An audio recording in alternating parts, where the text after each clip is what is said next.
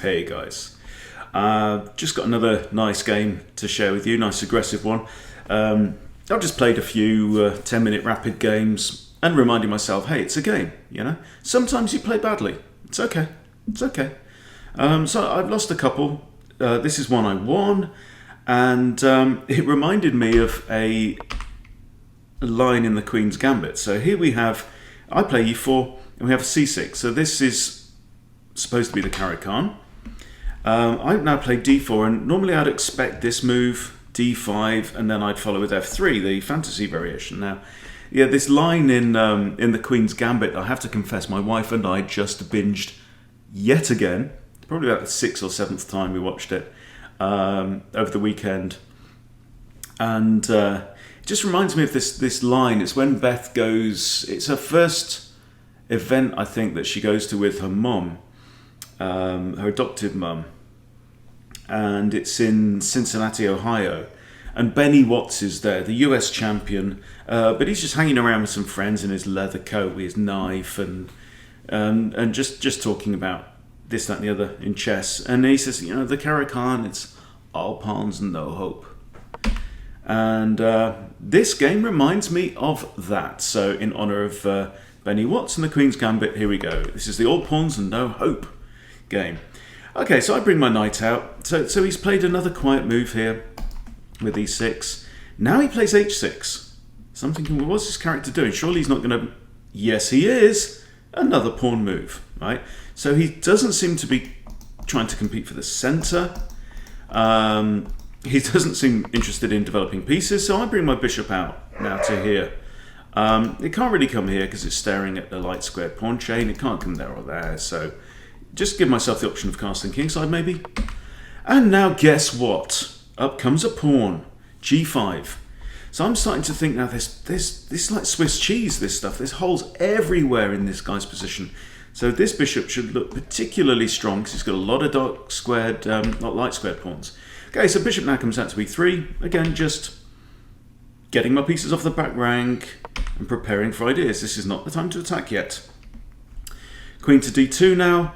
And maybe I've got ideas of sacking the knight on here.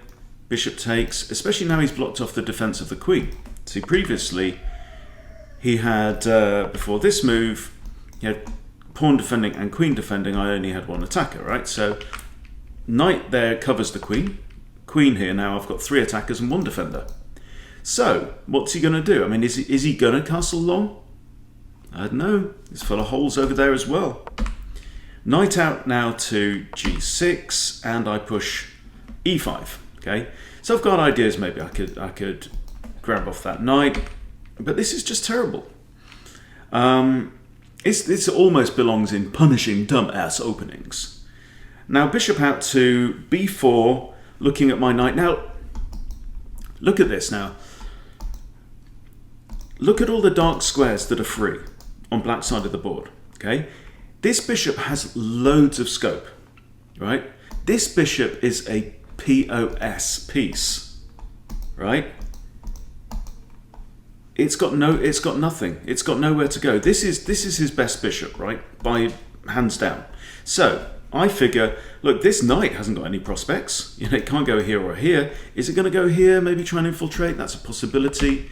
So I kick the bishop and see what his intentions are, put the question to him, he captures, and I think, let's capture with the b-pawn.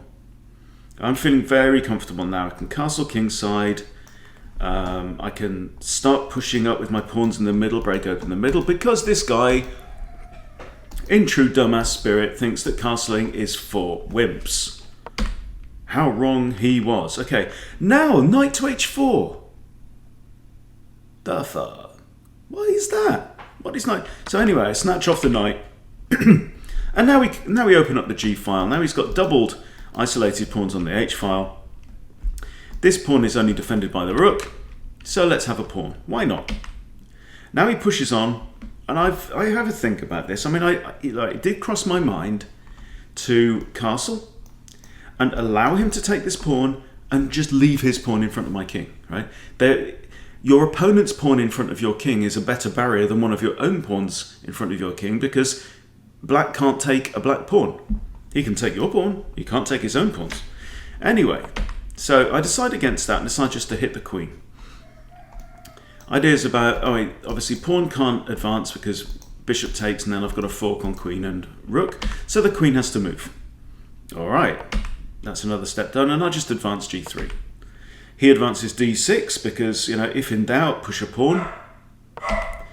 And dog agrees. Okay, now bishop f6, now hitting the rook. And now, puzzle time. You are black. Where do you move? Where do you move the rook? Okay, let's eliminate some squares. He can't get there because of the pawn. He can't get there because of the queen. And also the bishop's looking at that one. He can't get there because of this bishop. All right, this leaves him with 1, 2, 3 possible squares.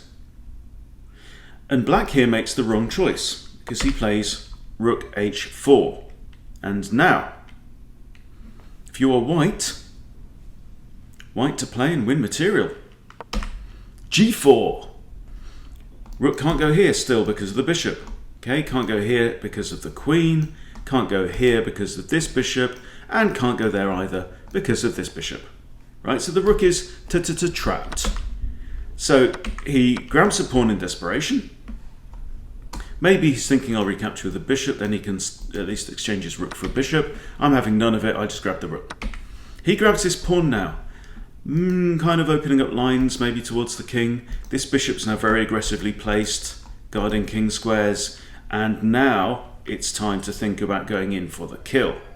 Okay, so there's a thought here, is maybe he's going to take this pawn, and I'm thinking, that does me a favour. If he wants to completely open up the d file, bring it. So I play rook d1, and I've got a plan here. This is interesting. So, if pawn takes here, for example, I can bring my queen round here with the idea of bringing the queen to there. Okay, but so what I do now is I want to move my bishop out of the way. So he brings his knight in. I move my bishop, and now this is what I see. Okay, if pawn takes here. Because of this cool bishop, I like this bishop, right? So when the knight came, I don't want to trade off this bishop at all. I want to bring this bishop back to safety, h-file, well out of reach of that knight. So now when he brings his knight out here, I'm thinking, okay, we'll move the bishop. And now if pawn takes here, I have queen d8, right? Queen d8 check, and the king can't move, can't go anywhere, right? So the queen has to take, and then rook takes d8 is checkmate. Because the king's out of squares, can't go anywhere. So he doesn't oblige me in this instance, and he pushes the pawn forward to d3. I grab with my d-pawn. Why not? Just, undouble my pawns, give myself some options, and now it's time to come in for the kill. And this is absolutely devastating because I'm threatening queen to h8, checkmate. This bishop is still guarding this diagonal, and the king has no moves. Okay, so what does he do? Knight to g6 falls to a pawn. Checkmate is still on, ladies and gentlemen. Last desperate move, queen e5, protecting this square. Okay, but my queen's looking at that square. My queen's looking at that square. My bishop's looking at that square. Okay, and the queen has to stay on this diagonal. So what do we do? d4.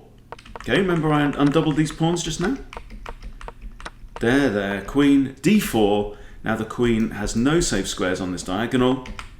Goes here, bishop takes, pawn pushes, checkmate. Beautiful, beautiful checkmate. King has got nothing and completely falls apart. So there you go. Probably an honorary punishing dumbass openings video, but all pawns and no hope. And look at his pawns. I mean, my pawns are not particularly tidy, but hey, I'm winning. But yeah, don't. So there's a reason why people say don't move all your pawns at the start of the game. 5 moves, c6, e6, h6, a5, g5, 5 pawn moves. He's turned his position into Swiss cheese, and it just from this point it just became. I just develop. I'm not doing anything spectacular here. Nothing. There's no fireworks going off here. I'm just allowing him to hang himself, really, at this point in time. I mean, what would you rather play in this position? I've got 3 pieces out in the board. I'm ready to castle on my next turn and complete development. And dumbass over here has no development at all. Okay? So let's say, like, if I castled now, I'd have 1, 2, 3, and castled is 5 to 0. And that's how you lose a game of chess. Okay, so there you go. Little lesson there for you. Hope you've enjoyed that. Thanks for watching. I'll see you soon.